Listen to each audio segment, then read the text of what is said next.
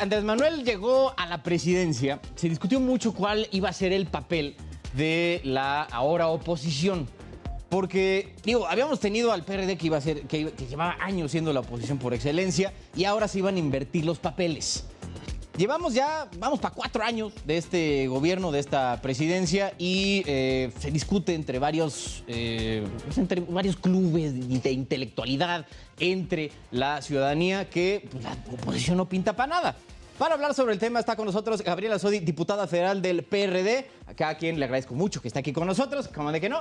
El doctor Arturo Sánchez, ex consejero del INE, además de profesor de transformación pública del TEC de Monterrey. Y al final de esta mesa, no menos importante, Fernando Rodríguez Doval, secretario nacional de Estudios y Análisis Estratégicos del Partido Acción Nacional. Entonces, a ver, no creo estar solo en este asunto, menos desde la parte ciudadana, en decir que, pues, tristemente, durante estos 3 años y medio, 3 años y cacho, casi 4, de gobierno de Andrés Manuel López Obrador, no hemos visto un papel tan dominante, ¿no?, de la oposición. Entonces, digo, creo que lo natural es empezar contigo, diputada, porque tú estás ahí al centro de los tejes y manejes.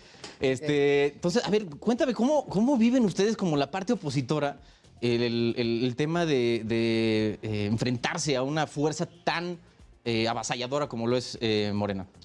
Pues yo creo que cuando nosotros llegamos a la Cámara, nosotros tenemos 1 año en la Cámara, y cuando nosotros llegamos a la Cámara nos dijeron, allá ustedes donde les toca, que era un pedacito así. Y la verdad, pues no cabíamos porque teníamos que tomar las curules, que era casi la mitad de la Cámara. Entonces yo creo que fue el primer impacto también de este grupo obradorista, el ver que no tenían la Cámara completa como la tenían antes. Y en el momento en que esta Cámara se divide en 2 fuerzas, pues empiezan a preocuparse. O sea, ¿qué es esto? Ahí es donde verdaderamente está la oposición.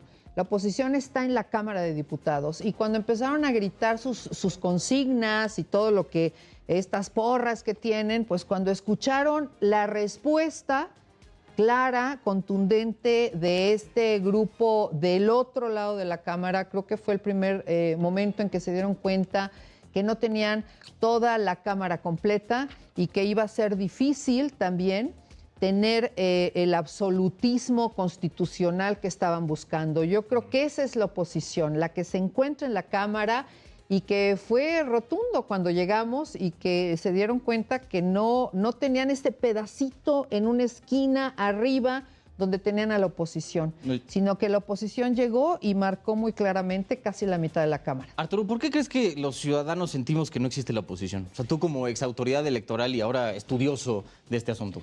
Mira, yo creo que hay varios temas ahí. La oposición sí existe, evidentemente. Creo que es muy claro que hay una presión desde el Congreso, no nada más la Cámara de Diputados, muy importante en la Cámara de Diputados, pero en el Congreso, en donde se han frenado proyectos, en donde se han dictado puntos distintos. Esta coalición que hace una moratoria constitucional, funcione o no, de alguna manera manda un mensaje de oposición muy clara y sí existe como tal. Pero lo que se extraña desde fuera es desde el punto de vista electoral. Lo que hemos visto es que finalmente Morena ha ido avanzando, ganando muchas gobernaturas, se va fortaleciendo como un partido político que electoralmente tiene una fuerza importante, ¿sí? Ahora, hay ciertos lugares en donde el PAN sigue siendo un partido de oposición, el PRI tiene dos estados, en fin. Hay lugares en donde Morena es oposición. Y hay lugares en donde la batalla electoral va a ser muy reñida, pero no se ve.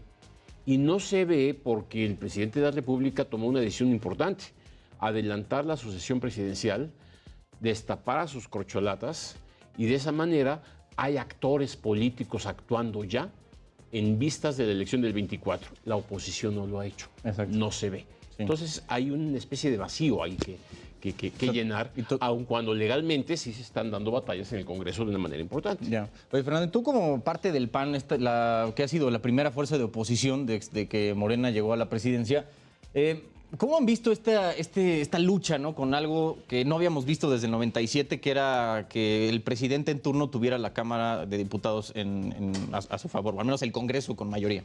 Bueno, hay que decir varias cosas. Primero, coincido con Arturo y con Gabriela en el sentido de que en México sí hay oposición. Lo que pasa es que la oposición en México, primero, es plural, es decir, no está supeditada a lo que diga una sola persona, no gira en torno de un caudillo, como es el caso del partido oficial, de Morena, y que gira en torno a lo que diga López Obrador. Aquí es una oposición de varios partidos, de varios perfiles, una oposición que además se expresa de manera distinta en cada estado del país, pero que ha tenido logros importantes. Ya mencionaba Arturo alguno de ellos, el más reciente también, por cierto, la no aprobación en Cámara de Diputados de la ley Bartlett, esta contrarreforma eléctrica, ¿no? Entonces yo creo que la oposición sin duda existe y ha tenido logros, pero también tiene muchas áreas de oportunidad y muchas cosas que corregir, sin duda, de cara al 2024. ¿Cómo cuál dirías? Bueno, yo diría que primero... Pues a ver, ¿no? Pues uno aquí... Primero, evidentemente tenemos que tener la capacidad de encontrar un programa de gobierno, ¿no? Una plataforma electoral que privilegie las coincidencias, no las diferencias, porque las diferencias ahí van a estar y no pretendemos que terminen. El PAN, en mi caso, hablo por el PAN, pues no pretendemos fusionarnos con el PRI ni con el PRD, ni borrar nuestra identidad. Desde luego que no, nosotros vamos a seguir defendiendo lo que nosotros consideramos que es bueno para México. Sin embargo, hay muchos puntos en común y el principal de ellos es la defensa de la democracia, la defensa de las libertades, la defensa de los contrapesos propios de una república como la mexicana, ¿no? Entonces, en ese sentido, tenemos que buscar un programa de gobierno, una plataforma electoral atractiva que agrupe a todos estos sectores que se han sentido lastimados por el obradorismo. Por ejemplo, las clases medias, ¿no? Hay que recordar cómo en el año 2021 esta coalición Va por México impidió que Morena tuviera mayoría calificada. Ahora que hablabas de la conformación del Congreso, Carlos, esa mayoría calificada que tenía en la Cámara de Diputados ya no la tiene más, por eso no pudieron aprobar la ley Bartlett. Entonces, en ese sentido, veíamos a un presidente iracundo acusando a las clases medias de haber impedido eso. Y claro que así fue, la clase media salió a votar y votó por la oposición. Tenemos que volver a ilusionar a esa clase media, tenemos que atender sus problemas reales, ofrecerles un programa atractivo.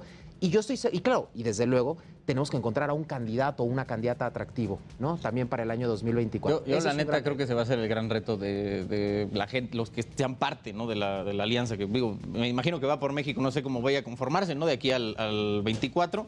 Ya vamos a ir viendo cómo pues, pintan las cosas, pero sí, sin duda se va a hacer el reto que van a tener que superar, ¿no? Porque si no tiene un candidato que digan y que toda la gente que no es que sea anti-AMLO, pero nada más no comparte su visión, pues no va a decir, oye, carnal, pues no me voy a ir con este hermano o hermana, porque no me late, o sea, no, como que no cuaja como candidato. Pero Carlos, hay que, yo diría que hay que construir una narrativa nueva. Y es lo que todavía no alcanzamos a leer. Un candidato es desde luego fundamental, pero un discurso nuevo.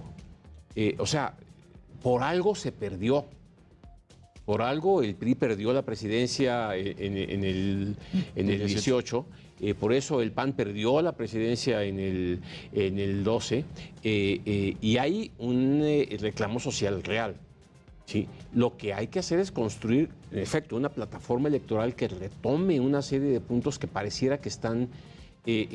pareciera que la oposición está más dedicada a tratar de ocupar ciertos espacios, ganar ciertos espacios en el Congreso y demás, pero la gente necesita tener ya algo que decir de la oposición, un discurso, qué es lo que están construyendo. Sí. Y eso es lo que no se alcanza a ver. Como que no sé, ustedes me dirán, como que no se siente que haya una bandera o un estandarte que hayan enarbolado para decir, oye, al menos estos canales traen esta causa, ¿no? Sí.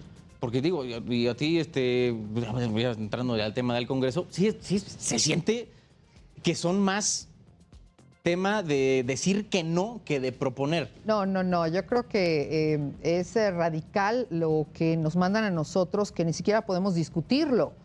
No se le mueve una coma. No se le mueve una coma al presupuesto cuando estamos viendo que no hay presupuesto para la salud, que no hay presupuesto para todas las vacunas que se han perdido, que no hay presupuesto para los niños de cáncer, no hay presupuestos y no se pueden discutir. México es un caso de estudio a nivel mundial. ¿Por qué? Porque el chavismo no fue tan radical. El chavismo lo hemos podido ir conteniendo. Estas reformas que nosotros estamos viendo, que son un prototipo desde el 2013 del chavismo, México las ha detenido. Y creo que una de las partes que fue fundamental es que los partidos se unieran, como dice, cada uno tiene su prototipo, cada uno tiene sus banderas, cada uno tiene sus ideales, pero a la hora de ver la avalancha del chavismo, los partidos decidieron ir en conjunto para ir a proteger ¿qué?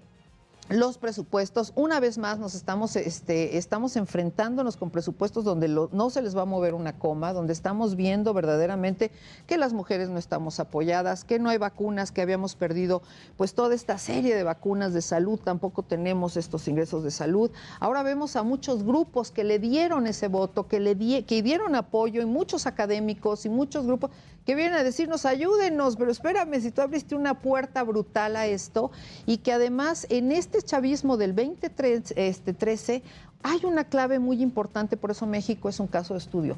Los partidos se atomizaron y aquí fue al revés. Los partidos se unieron y decidieron ir por causas que eran en común. Y esto yo creo que también lo tenemos, no es nada más decir no, es por qué vamos a poner una iniciativa o por qué vamos a aceptar esta reforma eléctrica que favorece a una industria.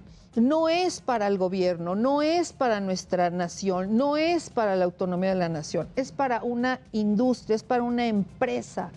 Y esta empresa ya lo vivimos en México, ya tuvimos estos Telmex, ya tuvimos estas empresas que de repente se desfasan y se vuelven privadas. Y es ahí donde la oposición pone todos sus argumentos como lo está haciendo ahorita. Ahorita estamos en pleno y franco debate de esta nueva propuesta del Ejecutivo, que es la electoral.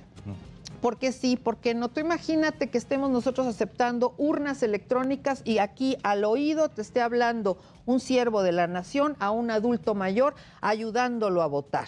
Entonces yo creo que hay muchas cosas en las cuales sí efectivamente hay que discutir, como son las acciones afirmativas. Las acciones afirmativas se nos están viniendo encima. Yo presido la Comisión de Atención a Grupos Vulnerables. Ahí están las acciones afirmativas. Cada uno pide más y más y más.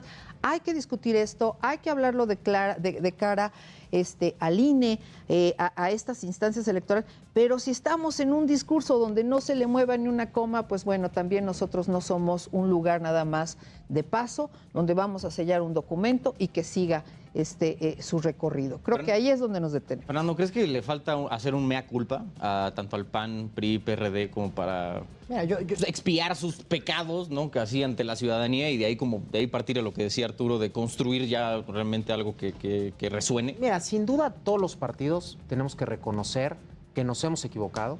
Todos los partidos tenemos que reconocer que en ocasiones hemos postulado a personas que han lucrado con la marca del partido. Yo hablo del caso del PAN, que han lucrado con la historia del PAN, con la doctrina del PAN para obtener cargos personales, beneficios personales o de grupo, y que incluso han habido casos de corrupción. Yo creo que eso hay que reconocerlo, sin duda. Un ejercicio de autocrítica siempre va a ennoblecer al ser humano y más también a los políticos, ¿no? Pero tampoco hay que caer en la trampa en la que nos quiere meter López Obrador, ¿no? ¿Cuál es la trampa en la que nos quiere meter López Obrador? Decir que antes de él todo era malo y de repente, cuando él llega, ahora todo es bueno, porque eso no es verdad. O sea, en los últimos 35, 40 años, en México se construyó una transición a la democracia que sin duda pudo haber sido perfectible en muchos aspectos, seguramente fue una transición incompleta en otros muchos, pero al final fue una transición que nos permitió trasladarnos desde un régimen profundamente autoritario hacia un régimen democrático, que incluso ese régimen democrático fue el que permitió que López Obrador sea hoy presidente, ¿no? Y que permitió 3 veces la alternancia de diferentes partidos en el Poder Ejecutivo. Entonces tampoco hay que caer en esta trampa de pensar que todo lo que estaba antes fue muy malo. O sea, yo te puedo decir, por ejemplo, los 12 años de gobiernos del PAN, que hubo enormes avances que también tenemos todo el derecho a reivindicar en materia de transparencia y de rendición de cuentas, en materia de combate a la pobreza, en materia de estabilidad económica, en materia de derechos y libertades, ¿no?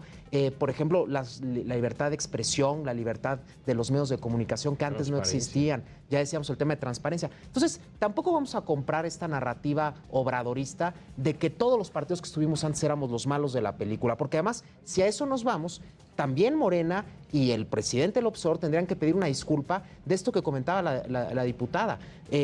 Por ejemplo, todo el tema en materia de salud, la destrucción del seguro popular sin reemplazarlo por nada que sirva, el tema de las vacunas. En México están volviendo a brotar enfermedades que parecían ya erradicadas. Hoy la cobertura de vacunación en niños de entre 1 y 2 años es mucho menor que la que había hace 35 años. Es decir, en esos temas que parecían ya superados, nos estamos regresando al pasado. También el gobierno tiene que pedir perdón, y López Obrador y Morena, de que hoy haya 6 millones millones de nuevos pobres, a pesar de que su gran promesa fue atender prioritariamente a los pobres. Entonces, la autocrítica también la tienen que hacer ellos. Y en ese sentido, tenemos que transitar a una democracia donde todos podamos dialogar con apertura y dejemos estas lógicas maniqueas como las que se han instalado en Palacio Nacional desde hace 4 años. ¿Sabes qué? Justo ahorita que estabas diciendo todas estas cosas, que digo, creo que son hechos, no hay aquí no estamos hablando de ningún tipo de opiniones, pero falta como que lo que me acabas de decir, Fernando, que cuajarlo en el discurso general de la oposición. Porque al menos yo no lo he escuchado. Y mira que yo me dedico y como, desayuno y ceno noticias. No lo he visto. Y es un poco por ahí lo que yo siento, no sé, ustedes me dirán, de que como que no empatan, ¿no? Con el discurso o lo que se alcanza a discutir en la plaza pública con esto que sin duda está pasando. Pero bueno, si quieren nos movemos un poquito al tema ya prospectivo, ¿no? A lo que va a pasar el año que entra y en el 24. Desde un punto de vista de practicidad, sin duda la Alianza Va por México es viable, ¿no? O sea, de decir, Andrés Manuel y su grupo político traen un apoyo brutal, ¿no? Es una ola que azotó este país y como pocas veces hemos visto este nivel de hegemonía post-PRI, ¿no? Pero ya poniéndonos a estudiar un poquito, como que sí... Poniéndolo riguroso, así como que no suena tan atractivo, ¿no? Arturo, ¿o cómo lo ves? Es que, ¿sabes qué? Como yo lo veo es que decir, güey, ¿en qué mundo pudiste haber concebido que PAN y PRD iban a decir, ¿y si nos salíamos? Mira, yo creo que, en efecto, hay ideologías distintas, hay puntos de vista distintos, hay puntos totalmente irreconciliables entre los tres partidos, pero hay una voluntad, y es lo que hay que explotar más, por algunos temas que sí son de interés nacional de manera importante. Quiérase o no, en estos años hemos vivido un proceso en donde las instituciones han perdido su fuerza, su valía, el respeto que les teníamos como tal, de una manera importante. Y esto hay que rescatarlo. Y en eso están de acuerdo los partidos políticos de oposición. O sea, no es por defender al INE como tal, pero sí es importante la defensa del concepto de la democracia como realmente un valor y no enfrentarnos a cosas como que no me salgan con que la ley es la ley. No, la ley sí es la ley y eso implica institucionalidad. Eso implica un INAI fuerte, una Comisión Nacional de Derechos Humanos fuerte, autónoma, independiente, una Fiscalía General que realmente actúe independientemente y desde luego un INE que organice elecciones independientes. Y eso sí unifica. Eso es quizá uno de los elementos que más podrían constituir una narrativa importante. Sumada a otros tipos de problemas. A ver, Fer mencionaba ahorita el tema de la pobreza, por ejemplo. Sí, lo que pasa es que es parte de una narrativa que no se ha acabado de construir. Y estoy de acuerdo que todos quisiéramos que hubieran políticas más claras. El problema con la pobreza no es que haya más pobres. Desde luego que es terrible que haya más pobres. El problema es que no hay las políticas públicas diseñadas adecuadamente para resolver el problema de la pobreza. Y eso es un tipo de crítica que no alcanza a cuajar dentro de la oposición todavía. Sí, a mí no me gustaría esperar a la campaña presidencial para oír un nuevo discurso. Sí, no. Ellos van muy más adelante. El discurso de la Cuarta Transformación tiene un peso importante que ya está muy asentado. Y es un discurso que no se va a acabar con Andrés Manuel. Sí, no. Entonces, es por eso que yo pienso que en estos elementos que sí unifican a la oposición, es necesario explotarlos de una manera distinta. Yo nunca he sido miembro de un partido, ni he militado, no fue mi vocación, pero hay que construirlo, hay que de alguna manera buscar alternativas claras. Yo creo que ese es el gran clamor, ¿no? Que los que no comparten la visión, al menos del presidente o de Morena, están pidiendo, pero hasta el momento, 3 años y cacho, casi 4 después, no lo hemos visto, al menos reflejado, ¿no? en algo concreto. ¿Cómo opinas, Gaby? Mira, nos quedan 2 minutitos en lo que nos tenemos que ir a un corte. Si me cierras ahí la opinión rápida y ahorita nos vamos. Te cierro la opinión.